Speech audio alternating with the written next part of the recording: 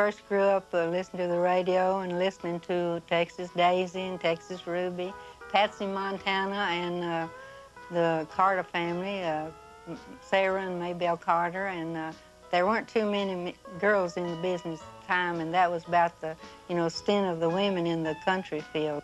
The first woman star I ever remember hearing was Kitty Wells singing Honky Tonk Angel. I remember seeing pictures of her and seeing her on television shows and stuff, and she played guitar. That was the separator between women that sang other kinds of music and country music. The girl singers in country music took up a guitar and played just like a man would play for himself. World War II came along, and the big dance halls came up. And all big bands, Western swing bands like that, was making a killing at country music. There'll be some sad singing and some slow riding the next time you come staggering in. There'll be some I was in the honky-tonk era, along with Kitty Wells and Rose Maddox. Back in my heyday, there was no room to be a wimp. You had to stand up for what you know, and kind of fight for what we got. Honky-tonk scene was, well, it got a little raunchy at times. Most of the time, let's put it that way. But you had to work them because the working people all went to honky-tonks. I ain't gonna wash my face for a month, and that could be a sigh. But I'll be saving a lot of soap if you forget last night. Anything that doggone good is just gotta be right. I ain't gonna wash my face for a month 'cause you kissed me last night. When I think back about the traveling, it scares me to think how many miles we made in such short time. We just had two-lane highways. We didn't have the super highways, and rode in automobiles, and a lot of times, you had the big bass fiddle right inside the car, and you had to ride with that around you. And with that bass fiddle sticking over my neck, with my head bent over this way, and so much so really that I developed arthritis because I had to ride all these miles, riding that hump in that station wagon. The girls nowadays, they got a lot of better ways to travel, like in the buses, and got super highways, and it makes it a lot nicer. But some of them, I don't believe, will have the stamina that some of us artists had when we first started out.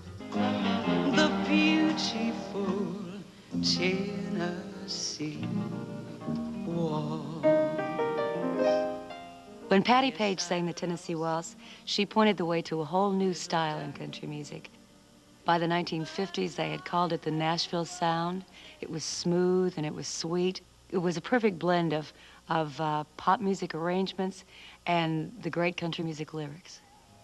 And I'd rather be the one you slip around with than be the one whose dream of love is gone. To me, the Nashville sound was the musicians, the spontaneity of them all getting together in the studio.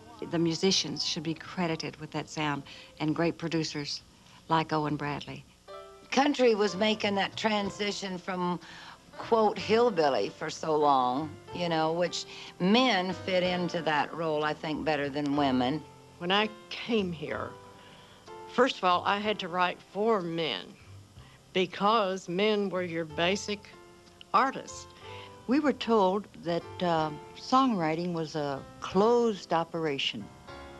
You're not going to get in. The boys won't let you in. And I thought, baloney.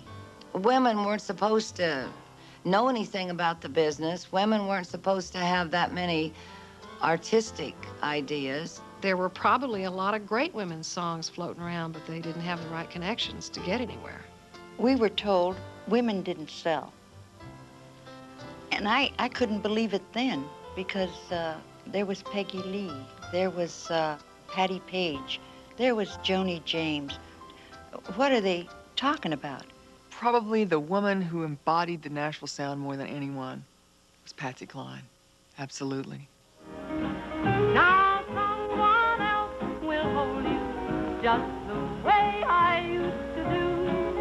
How can I face tomorrow when I know I'm cry and the catch in the voice was genuine, and it was part of her deal. You believed what she sang. You believed the emotion that she was talking about. She had a style that was all her own, still is. She could sing it country. She could sing it pop. She could yodel. She could do anything with her voice she wanted to and do it perfection. One night, I had just finished listening to her sing, and I went in to change clothes, and the door flew open, and in walked Patsy. And she had on this cowgirl outfit with the fringe and the boots, and stood there with her hands on her hips, and she said, "Well, you're a conceited little SOB. You just waltz in here and do your spot and do your song and waltz out." And she says, "You don't say hello, kiss my foot, or anything to anybody."